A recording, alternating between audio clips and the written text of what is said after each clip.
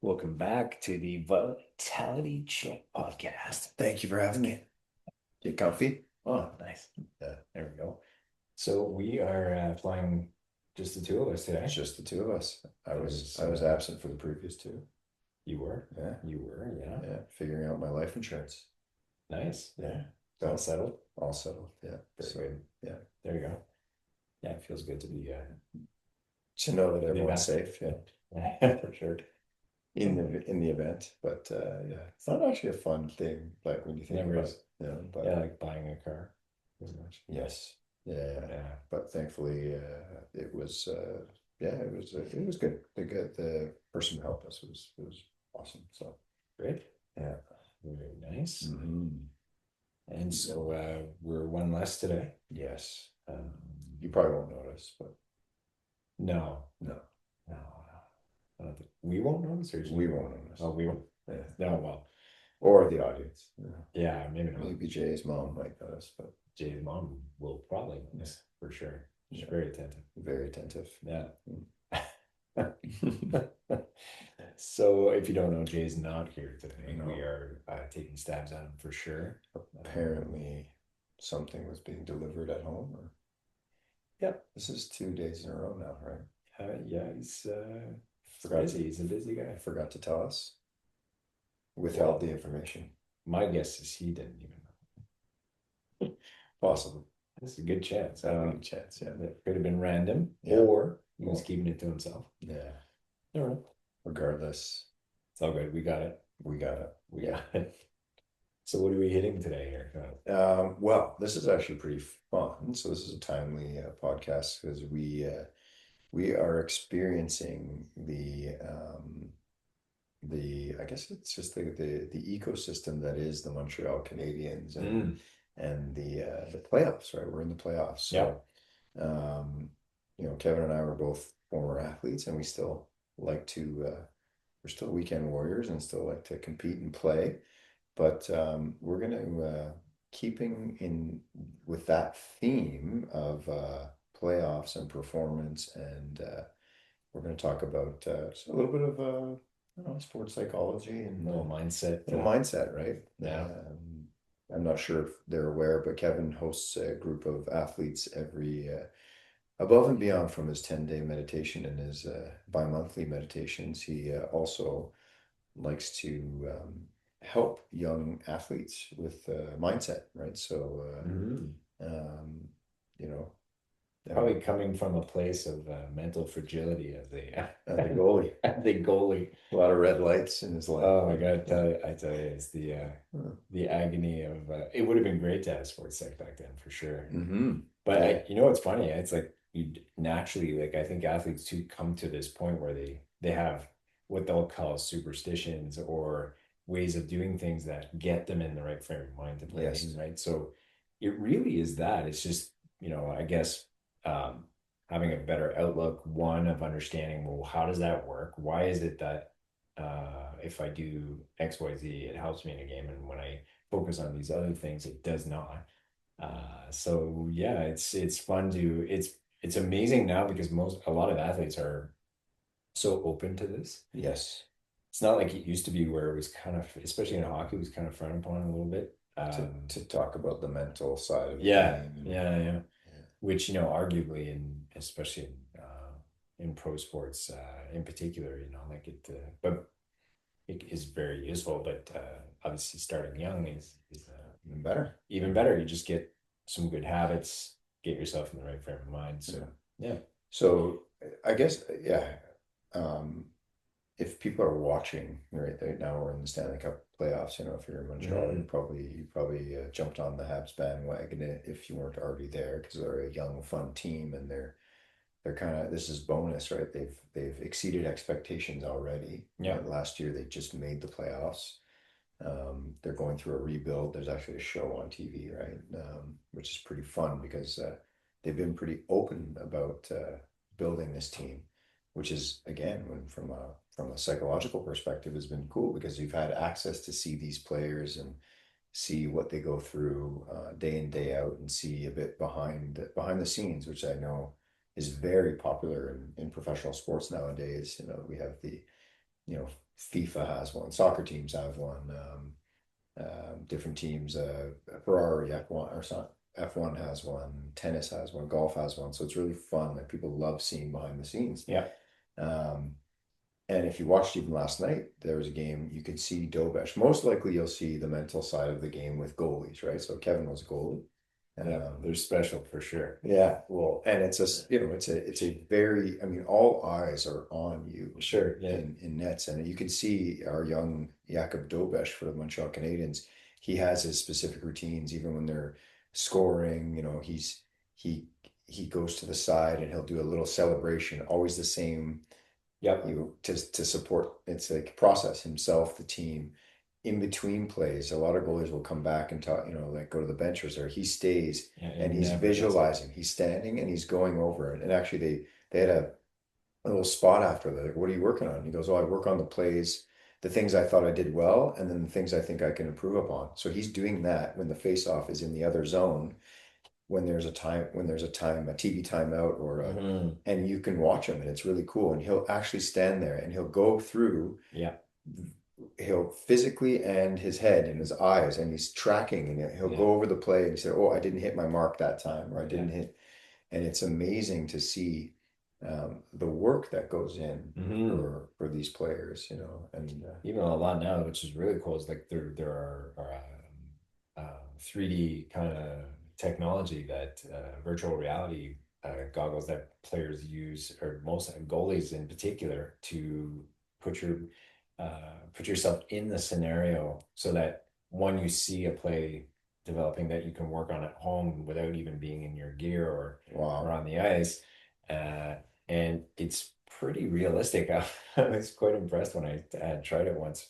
Um, and the cool thing about that is because most of this is like what you described, is it's rehearsal, right? So it's Hmm. like, okay, I got to put myself in the situation. The brain has no idea whether or not I'm thinking it. It's happening for real. So use that to your advantage, right? You want to actually see that. I used to do this instinctively, uh, out of pure probably neurosis of wanting to feel good before a game, but I would think of a game I played well, and I would see myself, oh yeah, I remember that save. And I would see myself doing all the kind of standard moves that you would do and positioning that you would do in that particular game, but and then that led to, oh, feeling really good when I got to that game, and then so it just became a habit. Hmm. But the key to all that is repetition, creating this habit for yourself, knowing like, okay, what makes me feel better? And a lot of players are different, they need to find like where their triggers are. What can you do? Like, for instance, again, we go back to Dovish, like he doesn't go back to the bench. Hmm. So he doesn't want to go there and just chat it up with people on the bench. He stays. And what does he do? He gets focused on, like you said, what did I do well? Oh yeah, okay, I got to change this here. And he sees himself doing it. Yeah. So he's creating that repetition so that the body follows where the mind is going. Yeah.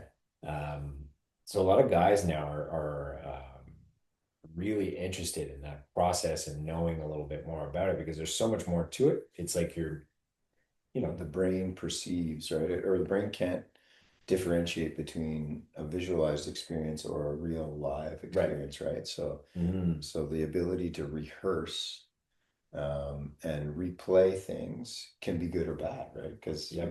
Good if point. you're rehearsing in a positive light, right, and you're working on the things that little things that you can do better, right? It's frame of mind, right? It's contextual. Yeah. But the flip side, we've all experienced this, is when you have a thought that kind of just, it takes you back to a thing and that maybe you felt you didn't have control over, and then that kind Yeah. of tortures you in another sense. But so let's talk a little bit, Kev, about so you work with some of these young athletes that Hmm.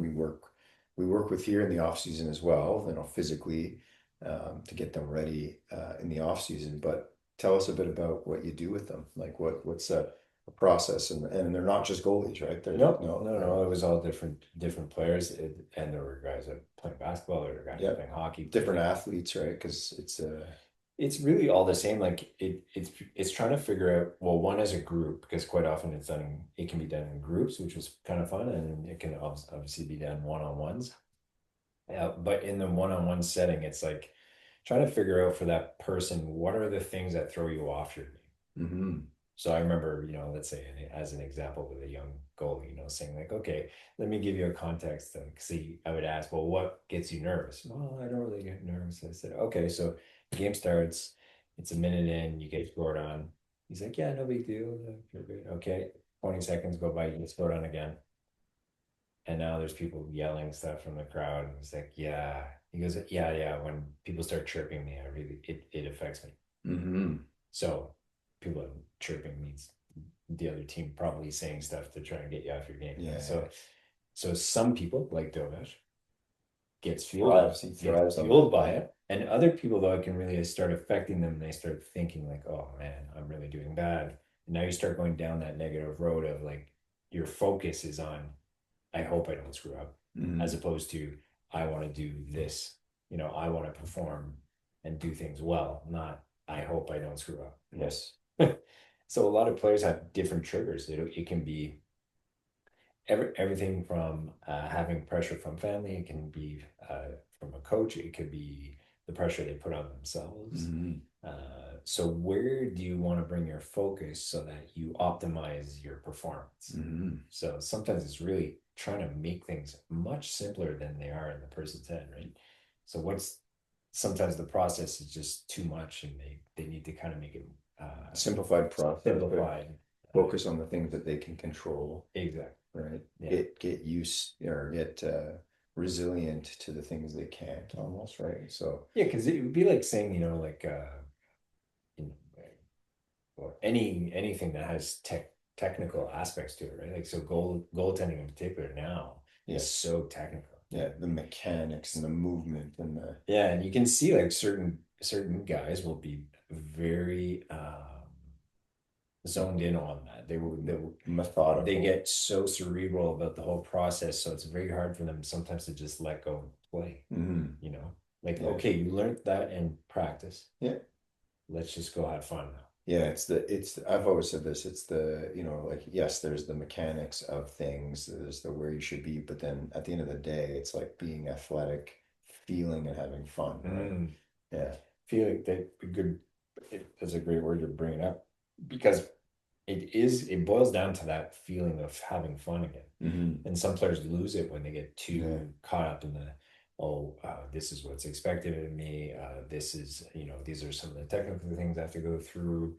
Oh, I'm not doing so well on this. So they get hung up on all this stuff as opposed to bringing it back then to like, okay, now let's just calm down and actually focus on having some fun at the Hmm. game I enjoy playing, no matter what the game is, right? Yeah, no matter what the outcome would be, right? Right. Yeah, no, that's cool. It's funny. So I was recently speaking to a patient here, and her son is a goalie and a very good goalie, and he has already begun speaking with a sports psychologist. And it was interesting, again, being Mother's Day, which was yesterday. They had a really cool spot on all the moms and how involved they are. But um, she was saying it was amazing to hear, so they get notes from the sports psychologist about all the things that they were unaware that their son was already doing, Mm. right? In like in the lead up to all these games, right? They did things that they were unaware about him and his process and things he had to do in the morning, right? Like unraveling the day, from the moment he woke up to things because he had a big game in the afternoon or the evening, things had to go a certain way. And it Yeah. was almost like, so the team around, right, the goalie or around the player also, and because as a parent, you're hoping that your son is not, or your daughter is not putting that much pressure on Yeah. themselves, right? So they were almost shocked that at the value that at a young age these athletes are placing on the sport that they're engaged in. Yeah. So, and yeah, really cool to see. And they said it's been very helpful because he has simplified things and taken pressure off certain areas that there shouldn't be. and helping him organize his time more wisely, Hmm. right? Because as a student athlete, as a young athlete, oftentimes that, it's pressure, but you're playing a sport. It's supposed to be fun, but then you have all these other things. You're a student. You got to get school done. You got to get so. It's been a big help for this young athlete managing his time and Hmm. simplifying the process, like you say, and then just being able to have fun, right? They didn't realize how much of it, how what the impact was, right? Win or lose, Yeah. or Well, that's important too because there's so many oh, excuse me.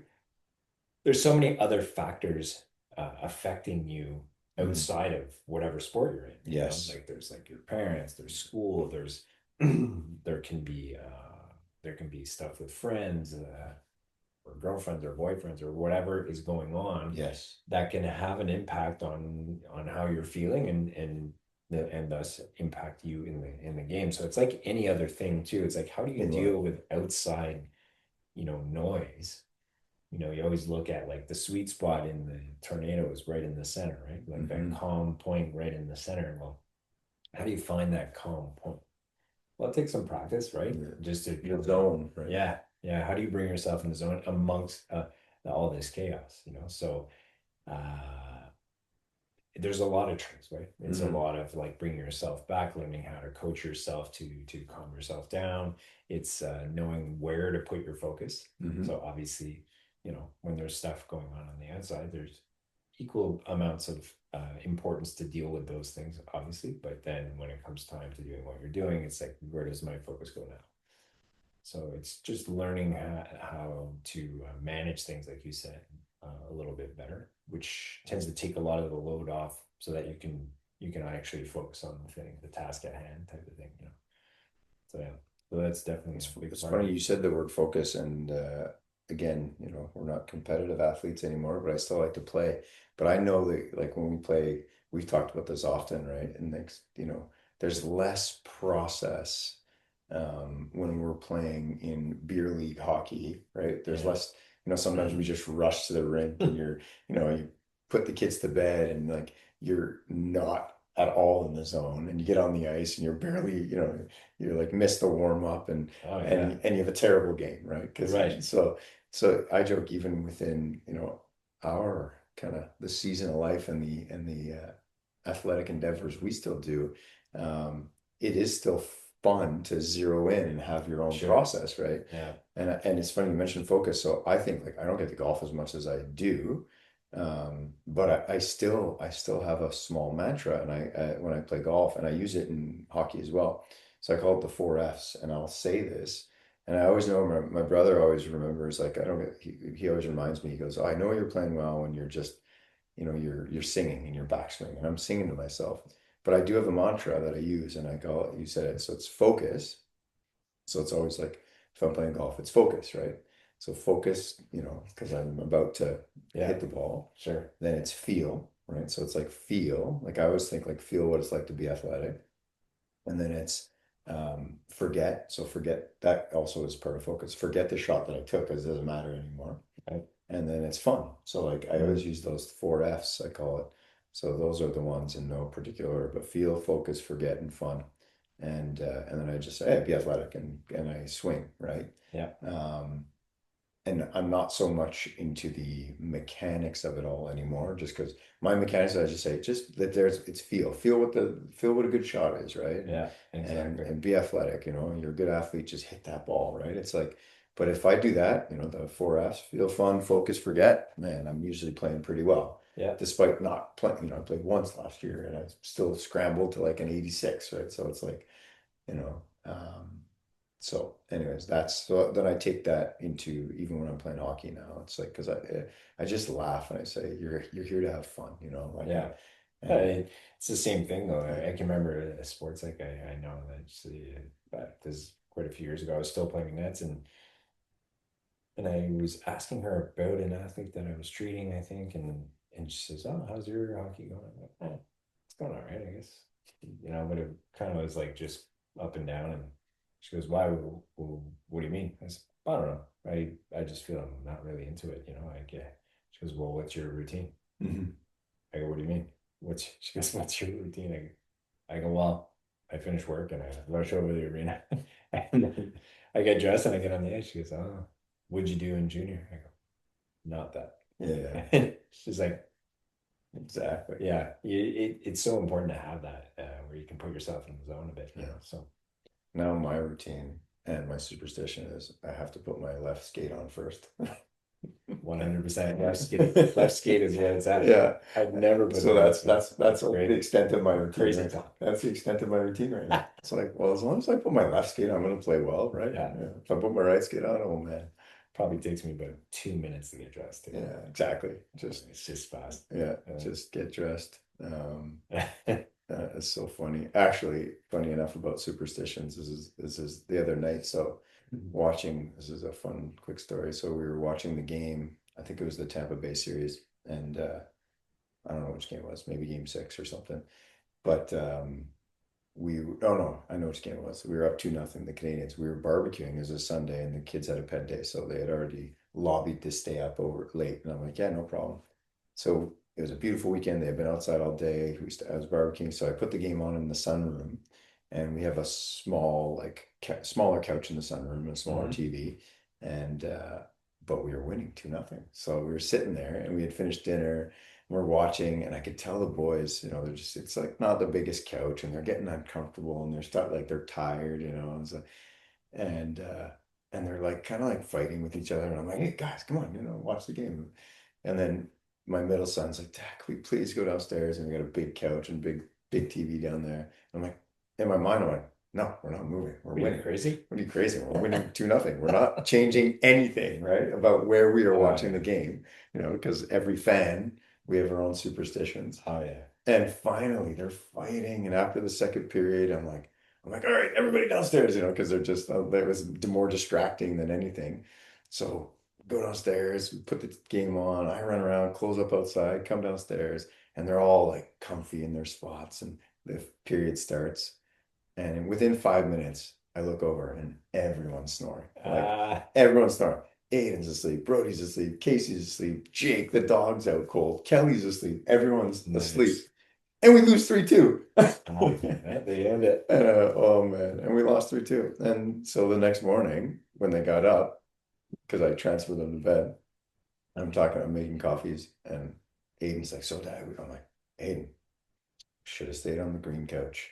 He's like, Yeah. what do you mean? I'm like, well, they lost 3-2. And he's looking at me all confused. And Kelly's like, stop it, Sean. It's not their fault. I'm like, well, you wanted to move downstairs, and that's why they lost. Kids, I'm really sorry, I'm really but sorry. And then you ruined. and Kelly's like, they played bad. They didn't lose because of you. Um, She's telling Aiden, and Aiden's did still they? on. Aiden, he's a little athlete. Aiden looks at me and he goes, actually, Dad, he goes, Tampa's blue and the downstairs couch is blue. That's why they lost. Yeah. So he got the super set. So then the next game, he's like, Dad, where are we watching? I'm like, where should we watch? He goes, green couch. I don't know anymore. Green couch. So Uh, yes, so nice. I've begun the sports superstitions, and It's a good one to get into.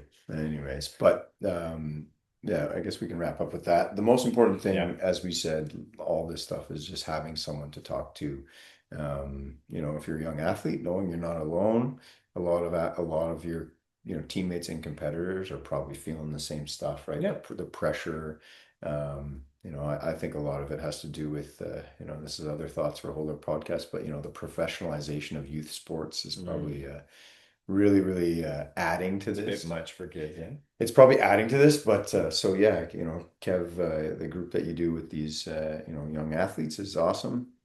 Thank you for sharing that. And if you guys have any questions or comments or any feedback, or you want to know more about Kevin's the sessions that he does with these young athletes, don't hesitate, reach out, and we'll get you in touch. If you have a young athlete that you feel could benefit from this, let us know. Awesome. All right. Have a wonderful week, and we'll see you next week. All right, guys.